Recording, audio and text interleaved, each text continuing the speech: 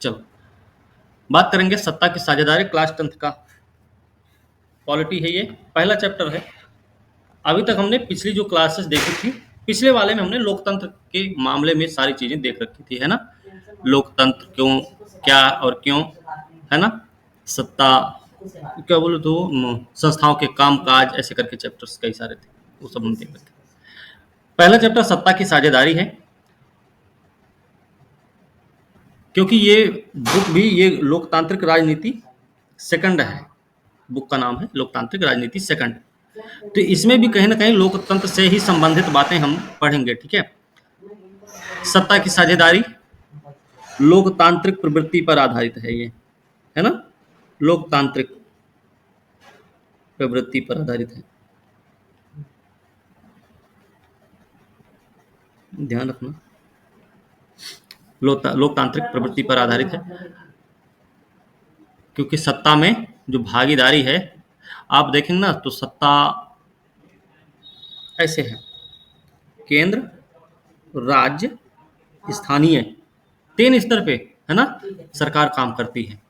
स्थानीय स्तर पर भी कहीं पर 3 है तो कहीं पर 4 है, कहीं पर 2 है, इस तरीके से उनका बंटवारा भी हुआ है, आप लोगों को भी पता है। तो ये भी क्या है, सत्ता तक सबकी पहुंच बरकरार रहनी चाहिए, सत्ता में सबकी भागीदारी हो, बराबर की हिस्सेदारी हो, जिससे विकास का मार्ग भी अवरुद्ध ना हो सके, मतलब विकास की गतिविधियां बराबर से चलती रहेंगी, है ना। जैसे आपने कई बार सुना होगा ना कि लोग कहते हैं कि हम इसलिए अधिकारी बनना चाहते हैं कि हम देश सेवा करेंगे, ऐसा आपने कई बार सुना होगा। तो देश सेवा सिर्फ अधिकारी बन के नहीं की जाती है, पता है कि नहीं आपको। देश सेवा एक सब्जी बेचने वाले से लेकर एक चाय बेचने वाले तक भी करते हैं, बात समझे।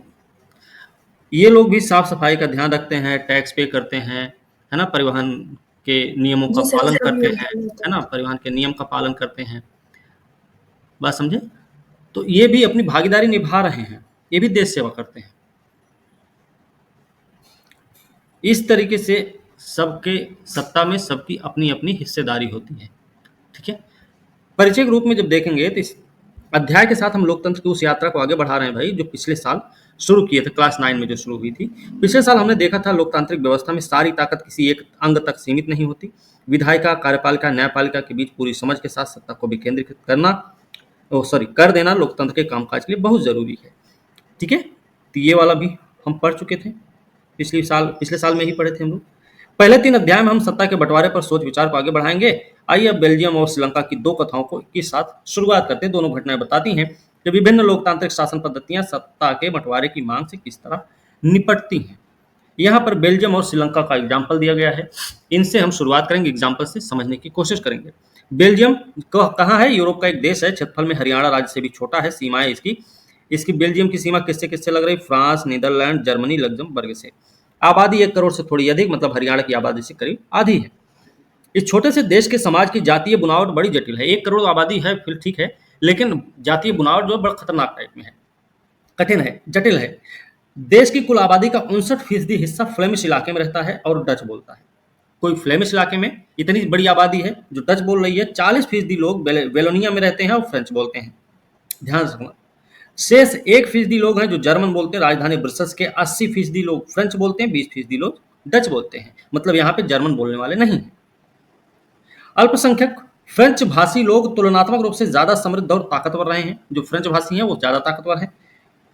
बहुत बाद में जाकर आर्थिक विकास, शिक्षा का लाभ पाने वाले डच भाषी लोगों को इस स्थिति से नाराजगी थी। इसके चलते 50 और 60 के दशक में फ्रेंच और डच बोलने वाले समूहों के बीच में तनाव बढ़ने लगा और इन दोनों समुदायों के टकराव का सबसे तीखा रूप देखा गया ब्रुसेल्स में। एक विशेष तरह की समस्या थी, डच बोलने वाले लोग संख्या के हिसाब से अपेक्षाकृत ज्यादा थे, लेकिन धन समृद्धि के मामले में कमजोर और अल्पमत में थे। संख्या चाहे जितनी ज्यादा रही हो इन सबकी, लेकिन धन वैभव के मामले में ये सब कमजोर थे, कम में थे। अब इस स्थिति की तुलना एक और देश से करें तो उसका नाम है श्रीलंका। श्रीलंका क्या है, एक द्वीपीय देश है भाई, तमिलनाडु के दक्षिण तट से कुछ किलोमीटर की दूरी पर है। इसकी आबादी करीब 2 करोड़, मतलब हरियाणा के बराबर मान के चलते हैं। दक्षिण एशिया के अन्य देशों की तरह श्रीलंका की आबादी में भी कई जातीय समूह के लोग रहते हैं। सबसे प्रमुख सामाजिक समूह है सिंहली, यहाँ पे जो यहाँ का लोकल है, सबसे मतलब बहुसंख्यक आबादी वाला, जिनकी आबादी है 74%।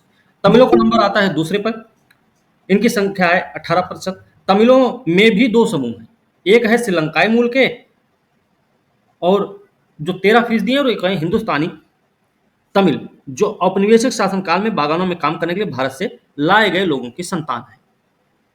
इस तरीके से सब यहाँ रह रहे हैं। श्रीलंका के नक्शे पर गौर करें तो पाएंगे कि तमिल मुख्य रूप से उत्तर और पूर्वी प्रांत में आबाद हैं। अधिकतर सिंहली भाषी लोग बौद्ध हैं, ज्यादातर जो सिंहली हैं वो बौद्ध हैं, जबकि तमिल भाषी लोगों में कुछ हिंदू हैं तो कुछ मुसलमान हैं। श्रीलंका की आबादी में ईसाई लोगों का हिस्सा 7%, वही सिंहली और तमिल दोनों भाषाएं बोल रहे हैं।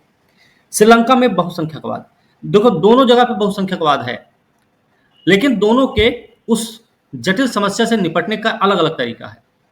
अभी पहले श्रीलंका का अध्ययन करेंगे, ये कैसे निपट रहे हैं, फिर उसके बाद बेल्जियम का देखेंगे मामला। 1948 में श्रीलंका स्वतंत्र राष्ट्र बनता है। सिंहली समुदाय के नेताओं ने अपने बहुसंख्य के बल पर शासन पर प्रभुत्व जमाना चाहा। इस वजह से लोकतांत्रिक रूप से निर्वाचित सरकार ने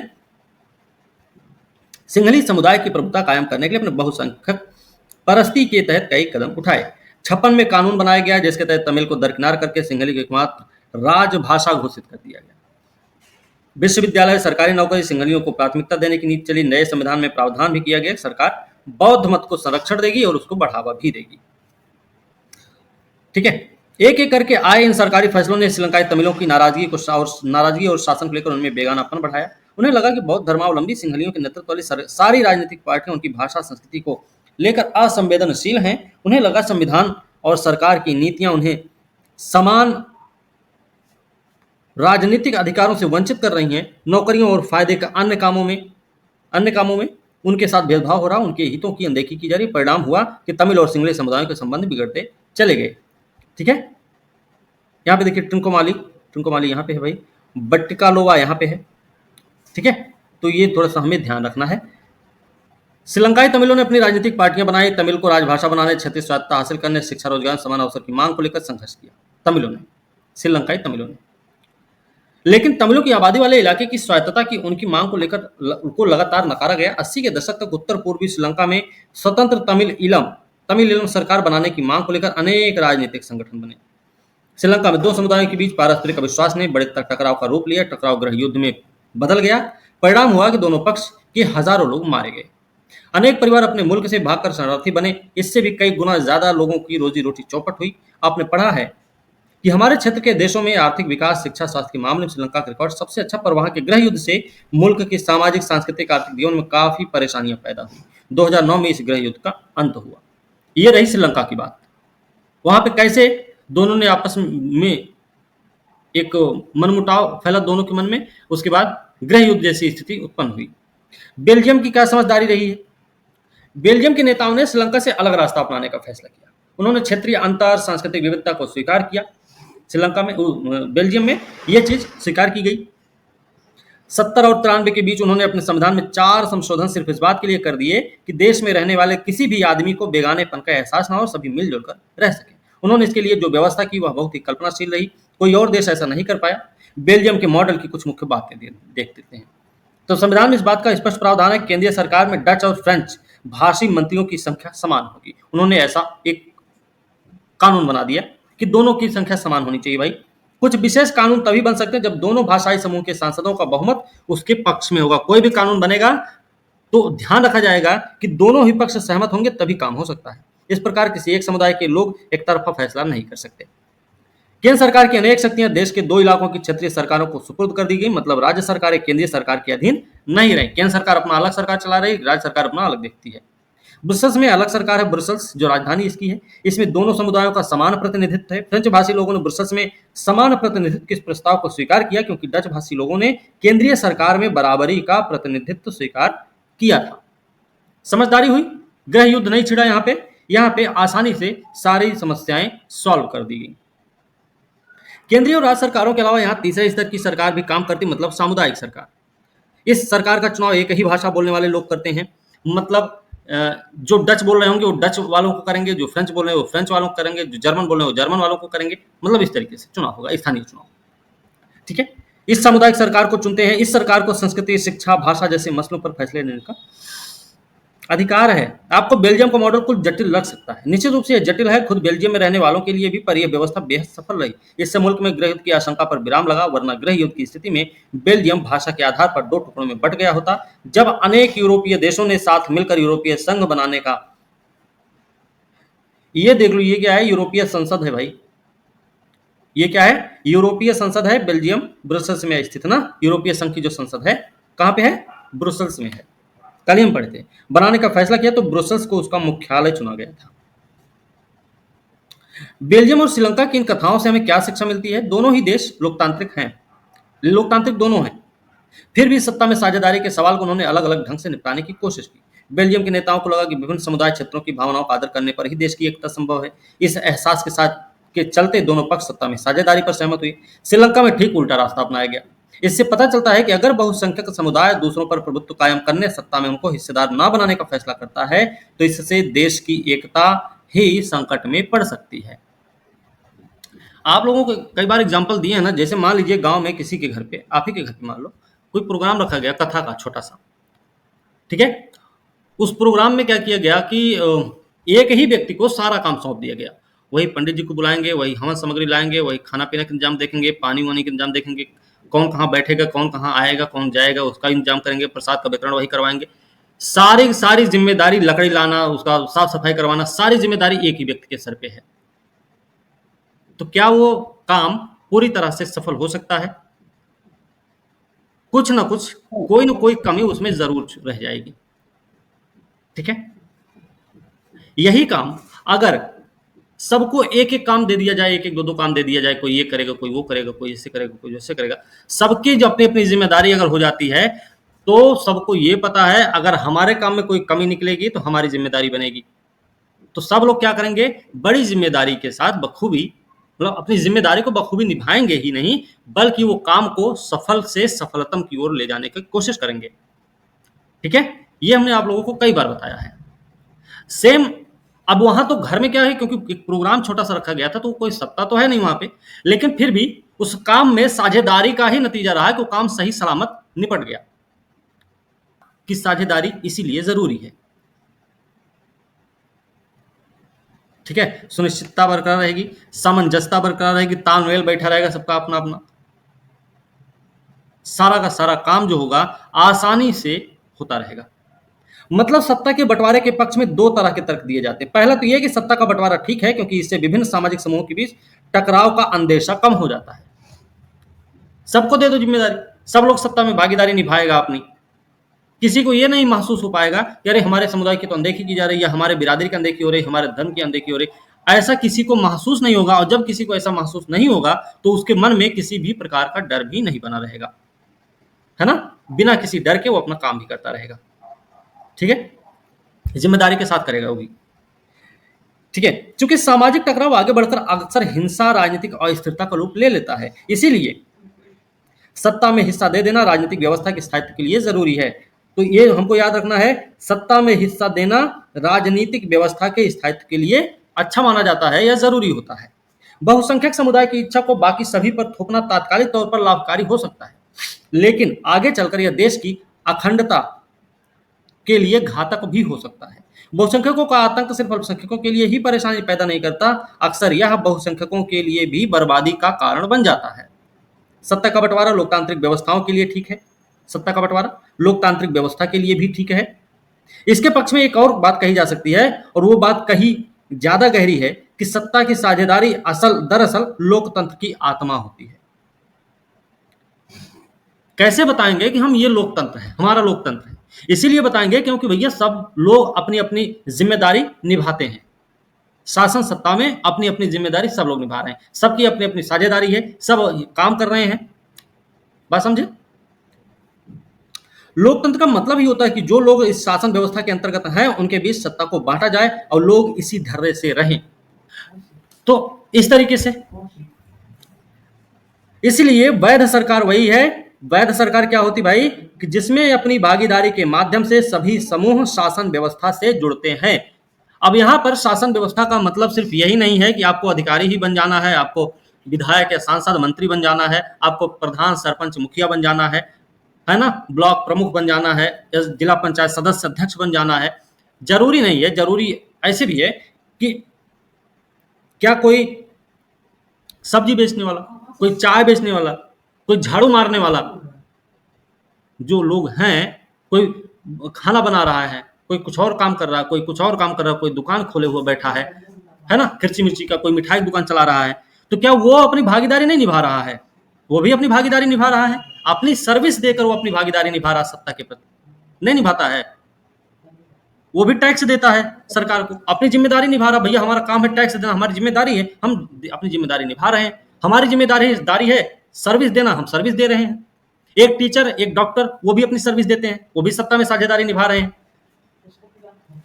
कभी जब आप सरकार की बात करते हैं ना, तो आप सबके मुंह से सुनेंगे सरकार काम करेगी, सरकार काम करेगी, चाहे प्रधानमंत्री जी बोले, चाहे राष्ट्रपति महोदय बोले, चाहे राज्यपाल महोदय बोले, चाहे माननीय सुप्रीम कोर्ट या कोई भी ऐसे बोले, सबके मुंह से यही आवाज आती है, सरकार काम करेगी। चाहे कोई ब्यूरोक्रेट्स है वो बोले, सब यही बोलते हैं सरकार काम करेगी। सरकार है क्या फिर?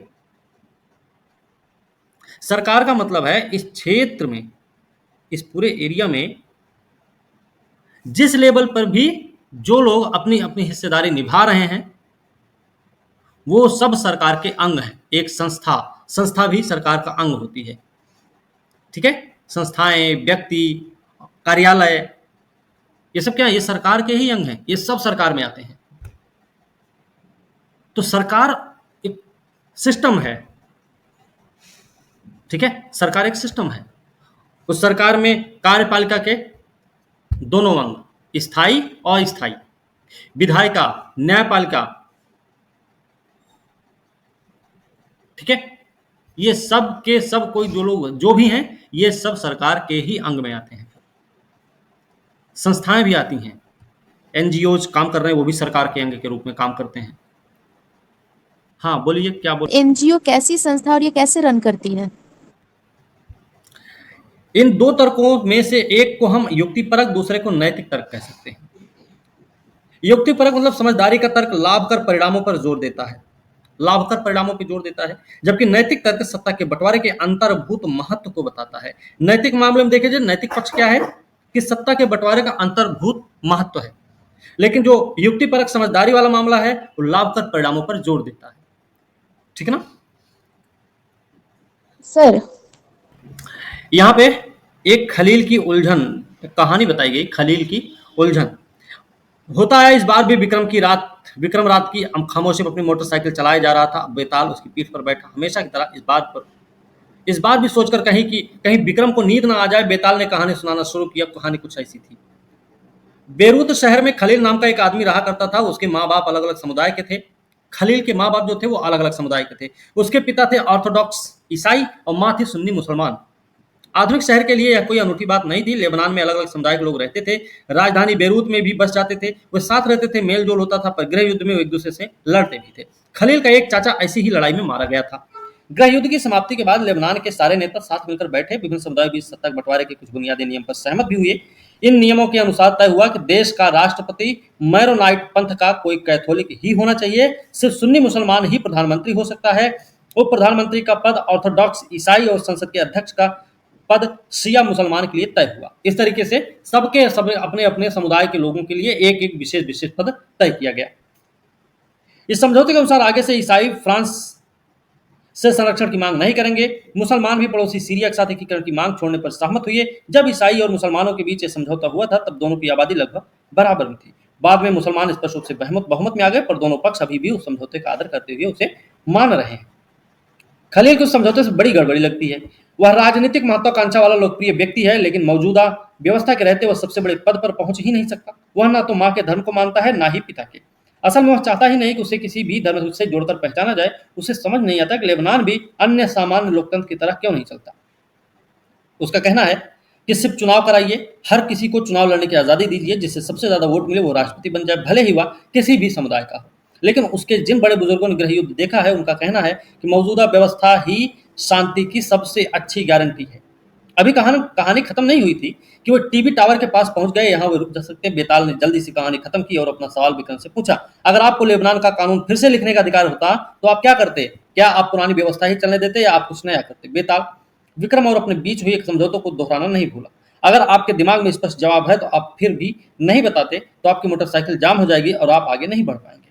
क्या आप बेचारे विक्रम को बेताल के सवाल का जवाब देने में मदद कर सकती है? ये कहानी है, ये कहानी है, ठीक है। इस कहानी के आधार पे समझाने का प्रयास किया गया है कि ऐसी स्थिति में आप क्या करेंगे। फिर राजनीतिक सत्ता का बंटवारा नहीं किया जा सकता। इसी धारणा के विरुद्ध सत्ता की साझेदारी का विचार सामने आया। लंबे समय से यह मान्यता चली आ रही थी कि सरकार की सारी शक्तियां एक ही व्यक्ति, किसी खास स्थान पर रहने वाले व्यक्ति समूह के हाथ में रहनी चाहिए। जैसा आप राजाओं के समय में देखे होंगे, है ना। राजाओं के जो नातेदार रिश्तेदार होते थे, इतने सारे उनके रिश्तेदार होते थे, वही सब मेन मेन पद पे बैठे रहते थे। अब आप भारतीय इतिहास में कुछ ऐसे भी राजाओं के बारे में पढ़े हैं जिन्होंने केंद्रीकृत शासन व्यवस्था को ही चलाया है। अलाउद्दीन खिलजी नाम याद होना चाहिए, है ना। शेरशाह सूरी, ऐसे लोग, बात समझ रहे हैं ना। इन सब ने सारी की सारी ताकत अपने हाथ में लेकर रखी। तो ध्यान रखना, अगर फैसले लेने की शक्ति बिखर गई तो तुरंत फैसले लेना, उन्हें लागू करना संभव नहीं होगा।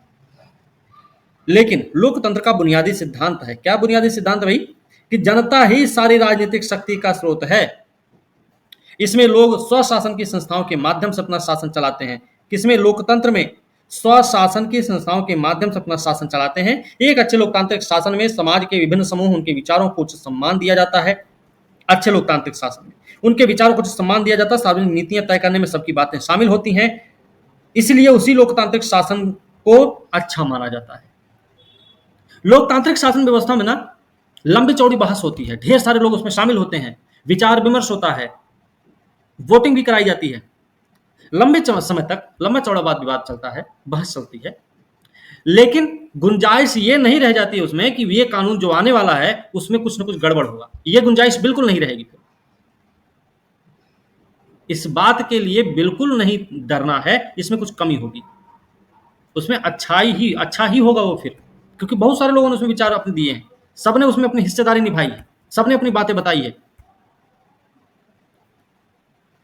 लेकिन वही सारी जिम्मेदारी अगर किसी एक व्यक्ति में है तो वो एक व्यक्ति क्या करेगा, वो जो भी फैसला लेगा वो फैसला किसी के हित में हो सकता है, किसी के और अनहित में भी हो सकता है।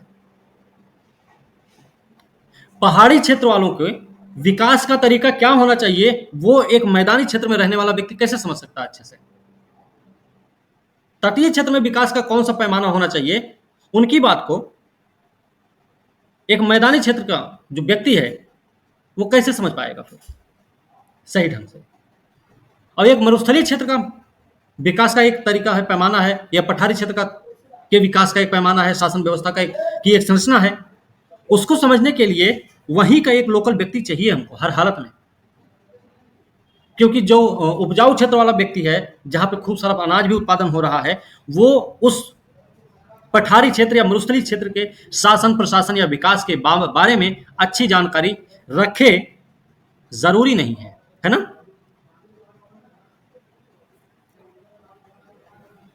ज्यादा से ज्यादा नागरिकों को राजनीतिक सत्ता में हिस्सेदार बनाया जाए। आधुनिक लोकतांत्रिक व्यवस्था में सत्ता की साझेदारी का अनेक रूप हो सकते हैं। कुछ परिचित उदाहरण देखें।